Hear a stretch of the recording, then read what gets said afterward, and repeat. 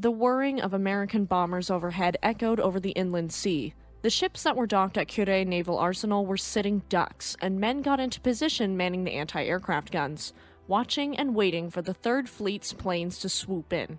Meanwhile, a battle cruiser lay in waiting, once a fierce warrior, and now helpless to her inevitable fate. Welcome to Fast Facts Friday. My name is Eleanor. Just a quick disclaimer for a younger audience before we dive in. This story may be disturbing to some, so viewer discretion is advised. Okay everyone, let's get into it. If you have no idea what Kure Naval Arsenal is, fear not, you're in the right place. The Kure Naval District was established at Kure, Hiroshima in 1889 as the second of the naval districts responsible for the defense of the Japanese home islands. Along with the establishment of the Navy base, a ship repair facility was also constructed here, initially by moving the equipment from the Onohama shipyards near Kobe. Construction was supervised by the French engineer Louis-Émile Bertin, also known for being a proponent of the Jean École philosophy for using light but powerfully armed warships instead of large battleships. The first warship constructed at Kure, Miyako, was launched in 1897. The Kure shipyards were officially renamed the Kure Naval Arsenal in 1903.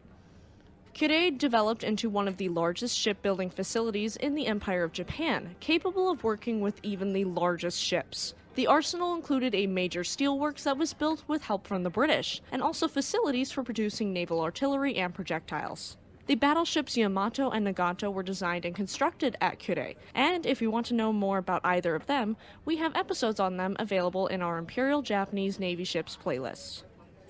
The facilities of the Kure Naval Arsenal were repeatedly bombed by the United States Navy and United States Army Air Forces during the Pacific War, and over 70% of its buildings and equipment was destroyed. After the surrender of Japan in 1945, the Kure Naval Arsenal was turned over to civilian hands.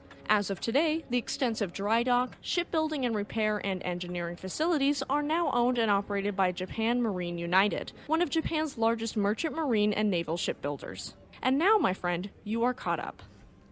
Toward the end of World War II in 1945, Japan was on its last leg, and the Americans were closing in.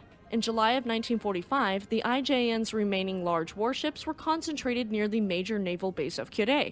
The ships were immobilized by fuel shortages and were being used as only stationary anti-aircraft batteries. Admiral John S. McCain Sr., the commander of the Fast Carrier Task Force for the Americans, strongly opposed directly attacking Kure, as he and his staff believed that the ships posed only a minor threat.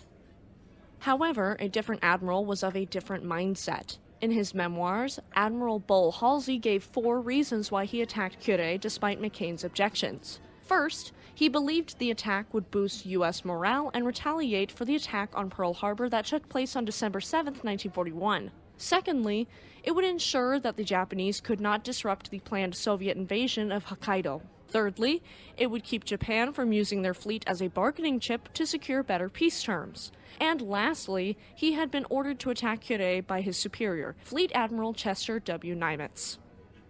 Kure had been subjected to several major attacks before July of 1945. On March 19, 1945, 321 U.S. Navy aircraft attacked Japanese warships in and around the city. This attack was not successful, as no Japanese ships were sunk, though an escort carrier and a light cruiser were badly damaged.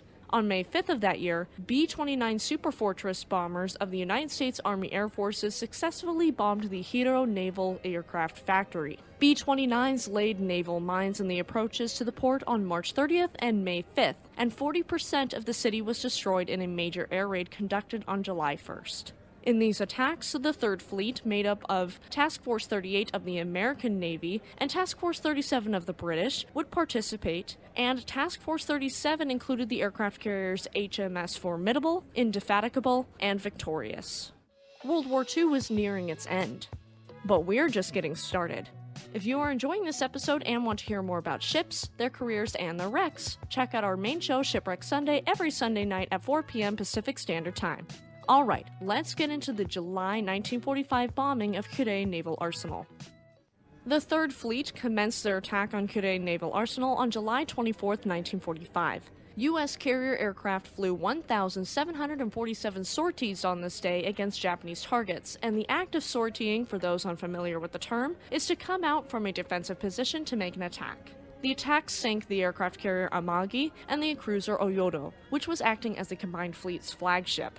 The battleships Hyuga, Issei, and Haruna, the cruisers Tone and Aoba, the outdated armored training cruisers Iwate and Izumo, and the ex-battleship turned target ship Setsu were all heavily damaged, settling into shallow water. The shallow anchorage precluded the use of torpedoes. The U.S. aircraft attempted to reduce their losses from the large number of anti-aircraft guns in the area by the use of variable time-fused bombs.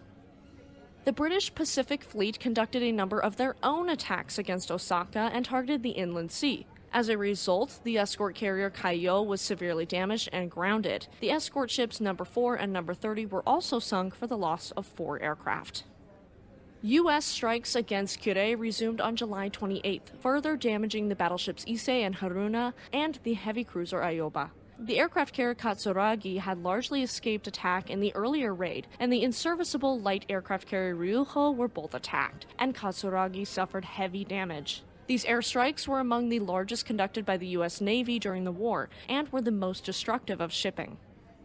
But it wasn't over. On July 28th, the United States Army Air Force attacked Kure ships again with 79 B-24 Liberator bombers from Okinawa. 4 bomb hits were made upon the beached cruiser Aoba. This poor ship just can't catch a break, and it broke off her stern. 2 B-24s were shot down, and 14 others were damaged. Allied losses included 102 aircrew and 133 planes lost in combat or accidents during the attacks. These losses were higher than most suffered by the 3rd Fleet in most of its operations, and this was due to the heavy anti-aircraft defenses around Kure. It can also bring into question the necessity of this attack, but I'll leave that to you guys to decide how you feel about it. For Japan, 28 vessels were sunk or damaged, 306 aircraft were destroyed, and 392 aircraft were damaged.